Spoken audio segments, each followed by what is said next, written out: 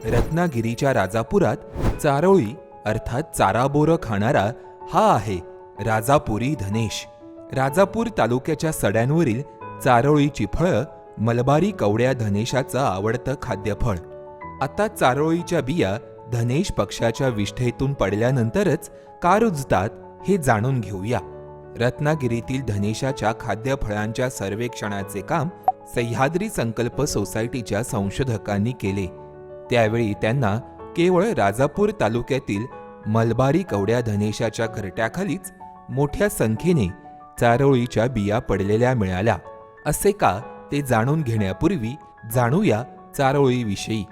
मेवा, मिठाईत किंवा गोड पदार्थांमध्ये ज्या चारोळीचा आपण वापर करतो तो आहे आंबा काजूचा भाऊबंद। चारोळीला राजापुरात चाराबोरं म्हणून ओळखलं जातं। तुम्ही त्याला काय म्हणता हे आम्हाला कमेंट करून नक्की कळवा। संस्कृतमध्ये याला प्रियाल आणि हिंदीत चिरोंजी म्हणतात। हे भारतीय उपखंडातील कोरड्या पानझडी जंगलातील मध्यम आकाराचे पानझडी झाड आहे, ज्याची उंची साधारण 15 ते 20 मीटर पर्यंत असते।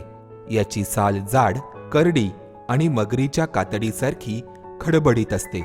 उन्हाळ्यात एप्रिल मे महिन्यात याला काळ्या रंगाची छोटी फळं येतात।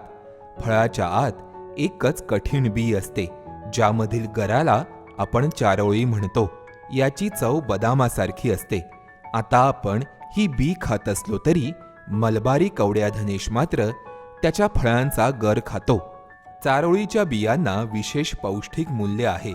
त्यामध्ये सुमारे 62% तेल, 12% स्टार्च, 31% प्रथिने आणि 5% शर्करा आढळते। म्हणूनच विविध मेवा मिठाईत चारोळ्यांचा वापर केला जातो, ज्यामुळे चव अधिक समृद्ध होते। याच्या फळांचा उपयोग त्वचा रोगांवरही केला जातो। काही आदिवासी भागात फळांच्या गराची भुकटी करून चेहऱ्यावर लेप लावण्याची प्रथा आहे। चारोळीची पावडर किंवा तेल त्वचेचा रंग सुधारण्यासाठी किंवा पुरळ आणि खाज कमी करण्यासाठी वापरली जाते। झाडाच्या सालीतून निघणारा डिंक बद्धकोष्ठता निर्माण करणारा असल्याने अतिसारावर उपयोगी ठरतो। हे उत्तम पौष्टिक आणि कामोत्तेजक मानले जाते, जे शरीरातील कमजोरी दूर करण्यास मदत करते। उजाड टेकड्यांवर लागवडीसाठी हा वृक्ष विशेष उपयुक्त मानला जातो।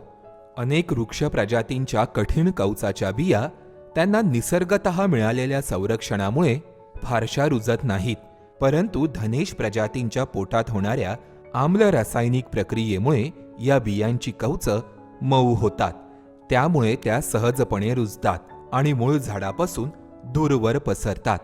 काही वृक्ष प्रजाती तर आपल्या बीज प्रसारणासाठी मुख्यतः धनेश प्रजातींवर अवलंबून असतात। चारोळीचे देखील काहीसे असेच आहे। रत्नागिरी जिल्ह्यातील राजापूर तालुक्यामधील सड्यांवर चारोळीची झाडं मोठ्या संख्येने आहेत।